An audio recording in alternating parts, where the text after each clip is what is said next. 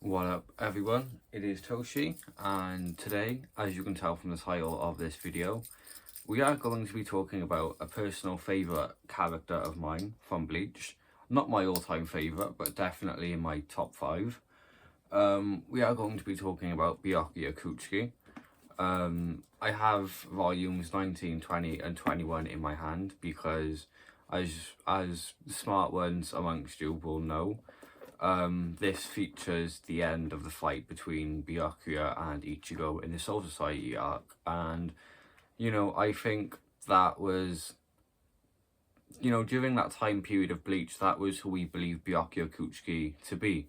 One of the reasons I like his character so much is, in terms of character development, he's one of the characters that we see the most development in throughout the story, at least in my opinion, because like I said, when we first get introduced to Byakuya, he's a bad guy, he's a villain. He shows up in the world of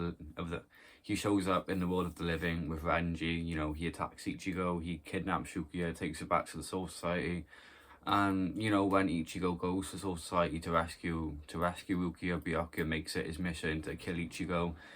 So when we're first introduced to him, he seems very narcissistic, very arrogant. He's willing to kill his own sister for duty, stuff like that. He wants to kill Ichigo. He wants to see them suffer as well. It's not just he wants to kill Ichigo, it's he wants to crush him, if that makes sense. Mind, body, spirit and soul. And then obviously, Ichigo inevitably wins that battle thanks to, his inner hollow. Which was obviously later revealed to be Zangetsu, who was obviously later revealed to be Yuha, and yeah, so I mean that was very complicated, but that's a separate video for a separate day. We're talking about Byakuya. So at the end of that fight in the Soul Society, after Ichigo had beaten Byakuya, after Byakuya had admitted defeat, we see a very big change in his character. We get a flashback of his past with Rukia and his wife, and the promise he made, stuff like that. And we start to see him become less of an arrogant, aristocratic soul reaper that thinks he's above everyone, to someone who actually has feelings and emotions. And I think it was a very deep and important moment for the Bleach series, because Byakuya, later on anyway, became a huge fan favourite. I mean, Byakuya was always a fan favourite, like from the beginning. Like if you look at Bleach's popularity polls, right, like the ones that were actually officially in the manga, Byakuya became very popular very quickly. And I understand, towards the beginning of the story, we didn't have many major characters introduced, but still, like, that doesn't take away from the fact that Byakuya was a fan favourite for the majority of the time since the series release. And another thing about him is every single fight scene we see with Byakuya does not disappoint at all. His attacks are not only very interesting and very unique, they're also very flashy, they're very appealing to look at, they're very well drawn. Kubo did not hold back when designing this character, and I think that's one of the things that makes Byakuya stand out from a lot of different other characters in Bleach, because of just his personality, his zanpakuto, his abilities, his not progression, like when you're like good at something, his talent for Kido, I guess, as well. He sort of just seemed like the perfect soul reaper, and at least in my opinion, from how it seemed to me, during the first 3 seasons of Bleach, during the Soul Society arc, he sort of seemed like he was the strongest soul reaper that was in the Gotei 13. Obviously, that was later on sort of disproved. Obviously, Yamamoto was obviously stronger than Byakuya. I don't question that for a second.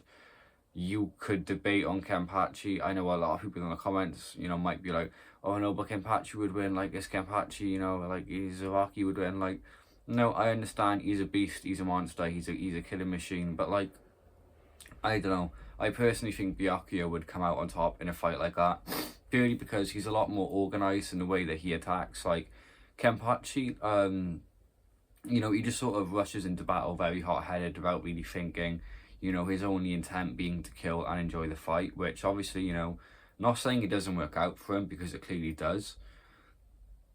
I'm just saying that I personally believe that Byakuya Kuchiki would have some sort of comeback for that, most definitely. So you know, and even as like the story further develops, into the Arrancar arc, the Fullbringer arc, the Thousand Year Blood War arc, Byakuya's character is constantly developing throughout the story, and his outfit sort of changed as well, towards the Fullbringer arc and stuff like that. But that's besides the point. And obviously, he eventually got his Bonkai taken away by Asno. Is that how you say it? I'm not too sure, but he eventually got his Bonkai sealed by the Sternritters. But even after that, we saw he didn't let that bother him. He still kept fighting, and that's one of the things I like about Byakuya Kuchiki, is he doesn't let his feelings get in the way. And and when he had that fight in the Aranka arc against what's his name, the one that uses a more the Espada, I've forgotten his name. I want to guess, but at the same time I don't want to guess. His power was a more though, the one with Zomari, that's his name, Zomari, the one with all the eyes. You know, it's sort of crazy to think about how in season one Byakuya was determined on kidnapping Rukia and seeing her through to her execution, and then during the Aranka arc we saw him literally murder Zomari for hurting Rukia, for hurting what he said was his pride. So it's very interesting to see that sort of character development throughout the whole series, from because he was introduced in series one of the anime, and he was introduced in, I'm not sure what volume of the manga, but he was introduced fairly early on. And I mean, from the beginning, he was like an instant fan favorite. Like, you can't doubt that for a second. Like I said, look at the popularity polls. He's always been quite popular, and you can definitely see why. And like, don't even get me started on like his Zanpakuto. Like, Senbon Zakura is easily one of the most badass Zanpakutos in Bleach. Like, not even it's not even a contest. Like, out of all like my favorite Zanpakutos in Bleach, Senbon Zakura probably in the top three.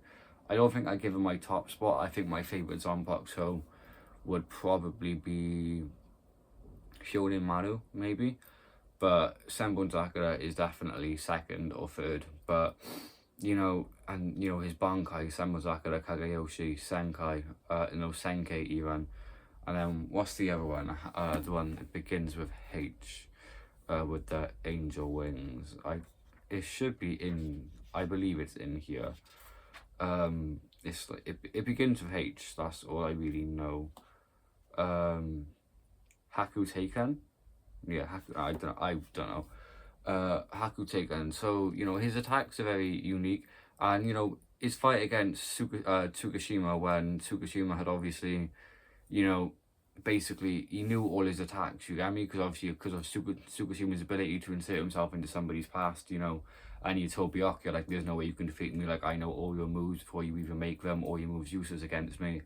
We saw Byakuya once again go through a total change of character, fight dirty, and then put his hand through Tsukushima's chest, killing him. Well, not killing him, but defeating him, because obviously he didn't die, because he was in Thousand Year Blood War back, but not the point. So, Byakuya in Bleach I think he's one of the characters that we saw the most development in. Besides some like Ichigo, who else had a lot of character development in Bleach? Byakuya did, Ichigo did. Ishin had quite a lot of character development as well, at least it feels like, in my opinion. Uryu, Chad, Orihime, I think they sort of had, well, maybe not so much Chad, but Uryu and Orihime had a lot of character development. Chad sort of did. Renji, I like to think, had a lot of character development as well, but I think Byakuya just sort of, he's up there, you get me? But yeah, I mean, what else have I got to say about him? Like, besides his attacks are really, he's really powerful, he's really unique, he's very confident, almost sort of arrogant and cocky, but that's because he knows he can back it up. Like, he knows how strong he is, and he knows that he doesn't really have to fear. And I think throughout the whole manga, throughout the whole anime, I don't think we saw a single moment where Byakuya was scared or showed any hints of fear. Like, I understand, when he fought Ichigo and Ichigo's hollow took over, like when he had the mask on, there was that scene, where Byakuya had like really wide eyes and Ichigo was like behind him. I wouldn't really call that fear though, I'd call that more shock personally. But we never see him back down, we never see him afraid. He always stands up for himself, stands up for the people he cares about, stands up for what he believes in, and 9 out of 10 times he usually comes out on top. I mean, his fights, His fight scenes never let me down. You guys might feel differently, but I always thought his fight scenes were very impressive, very well done, very detailed, very well choreographed, stuff like that.